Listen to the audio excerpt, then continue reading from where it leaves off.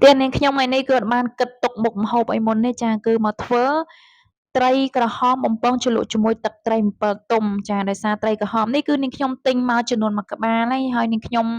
ធ្វើទឹកគ្រឿងឯមុនអស់ពាក់កណ្ដាលនាងខ្ញុំក៏លៃលកទុកពាក់កណ្ដាលទៀតដោយសារបើសិនធ្វើទឹកគ្រឿងទាំងអស់ក៏នាងខ្ញុំញ៉ាំអត់អស់ដែរអញ្ចឹងនាងខ្ញុំយកត្រីដែលនាងខ្ញុំបានដាក់ទូទឹកកកហ្នឹងយកមកដាក់ត្រាំទឹកឲ្យវាឡើងទន់សិនហើយបាននាងខ្ញុំយកទៅបំពងហើយសម្រាប់ត្រីនឹងដែរត្រាំតែមួយស្ទុះទៅគឺវាទន់ហើយអាចយកទៅបំពងបានចាមុននឹងយកទៅ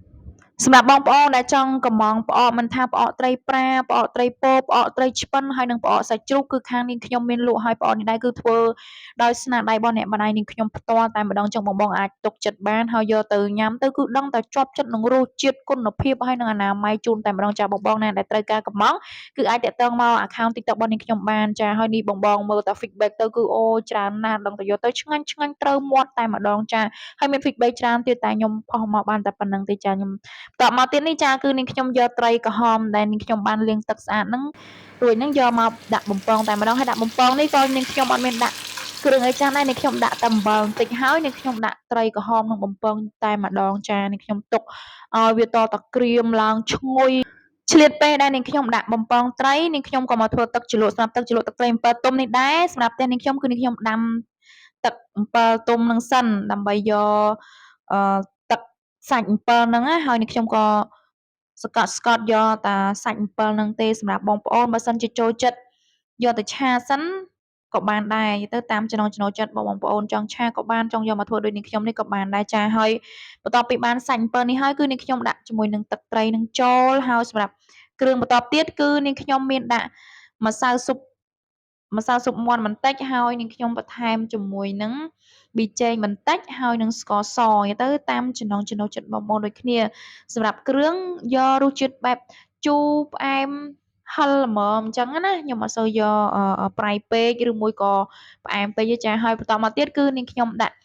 ខ្ទឹមក្រហមបន្ថែមហើយសម្រាប់ខ្ទឹមក្រហមនេះដែរគឺនាងខ្ញុំបេះសំបកវាឲ្យស្អាតហើយបាទនាងខ្ញុំយកមកហាន់វាជាចំណិតតូចបែបហ្នឹងអញ្ចឹងណាហើយសម្រាប់បងប្អូនអាចបន្ថែមខ្ទឹមសទៀតក៏បានដែរខ្ទឹមសហាន់ឲ្យល្អិតទៀតចឹងទៅតែសម្រាប់នាងខ្ញុំដាក់តែខ្ទឹមក្រហមហើយនឹងស្លឹកខ្ទឹមចាសម្រាប់មុខម្ហូបមួយមុខនេះអូយបងនិយាយទៅគឺដឹងតែថាជាប់ចិត្តឆ្ងាញ់ខ្លាំងមែនទែនឈ្ងុយអញ្ចឹងទៀតមកជ្រលក់ទឹក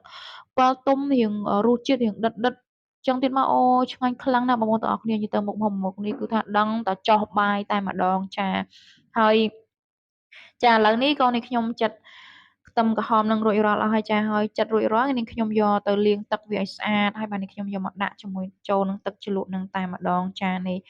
ចាឥឡូវនេះដាក់ចូលហើយចាហើយសម្រាប់ស្លឹកខ្ទឹមទៀតបើសិនជាបងប្អូនដាក់កាន់តែច្រើនទៀតកាន់តែឈ្ងុយកាន់តែខ្លាំងចាឥឡូវនេះខ្ញុំដាក់ស្លឹកខ្ទឹមនឹងចូលហើយចាបងប្អូនទាំងអស់គ្នាចាហើយឥឡូវនេះក៏រៀបចំដួសដាក់ចានតែម្ដងចានិយាយទៅសម្រាប់មុខម្ហូបមួយមុខនេះអូយនិយាយទៅចាគឺដឹងតែឆ្ងាញ់មែនតែនហ្មងបងប្អូនទាំងអស់គ្នាចាហើយនេះបន្តមកទៀតគឺនាងខ្ញុំ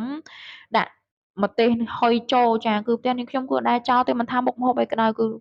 ម្ទេសហុយធ្វើខ្លួនឯងនេះគឺថាអូយដាក់តាមតិចមកគឺហឹរញាក់តែម្ដងបងប្អូនទាំងអស់គ្នាចា